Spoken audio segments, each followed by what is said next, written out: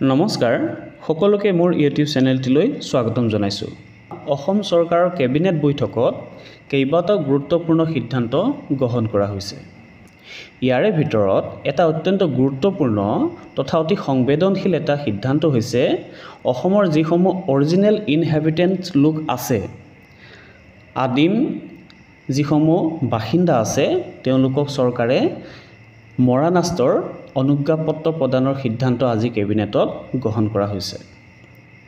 এই মৰাণাস্ত লাভ কৰিবৰ কাৰণে যি যোগ্যতা ক্ৰাইটেৰিয়া বুলি ক'ম আমি, সেয়া হৈছে তেওঁলোক ইণ্ডিজেনাছ হ'ব লাগিব, অৰ্থাৎ থলুৱা বা খিলঞ্জীয়া লোক হ'ব লাগিব, লগতে ভালনাৰেবল আৰু ৰিমট এৰিয়াৰ হ'ব লাগিব, অৰ্থাৎ য'ত যিসকল লোকক সহজতে আক্ৰমণ কৰাৰ সুবিধা আছে আৰু অতি দুৰ্গম অঞ্চলত বসবাস কৰে। তেনেধৰণৰ যিসমূহ খিলঞ্জীয়া লোক আছে তেওঁলোকক অসম চৰকাৰে মৰাণাস্তৰ অনুজ্ঞাপত্ৰ প্ৰদানৰ সিদ্ধান্ত আজি কেবিনেটত গ্ৰহণ কৰিছে।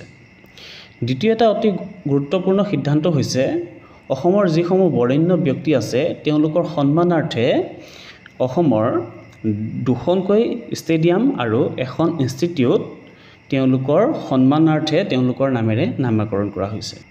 দৰং জিলাৰ যি মংগলদৈ ষ্টেডিয়াম, সেই ষ্টেডিয়ামখন পুনৰ নামাকৰণ কৰি কৰা হৈছে ৰাজা ধৰ্মনাৰায়ণ ষ্টেডিয়াম। সৰুসজাই স্পৰ্টছ কমপ্লেক্স, যাক আমি সৰুসজাই ষ্টেডিয়াম বুলি কওঁ, পুনৰ নামাকৰণ কৰি কৰা হৈছে অৰ্জুন ভোগেশ্বৰ বৰুৱা স্পৰ্টছ কমপ্লেক্স। আৰু state institute of panchayat and rural development, এই ইনষ্টিটিউটখন পুনৰ নামাকৰণ কৰি কৰা হৈছে Gopal Borbora state institute of panchayat and rural development. কেইবাটাও সিদ্ধান্ত আজি কেবিনেটত গ্ৰহণ কৰা হৈছে। ইয়াৰ ভিতৰত এই দুটা সিদ্ধান্ত অতিকৈ গুৰুত্বপূৰ্ণ।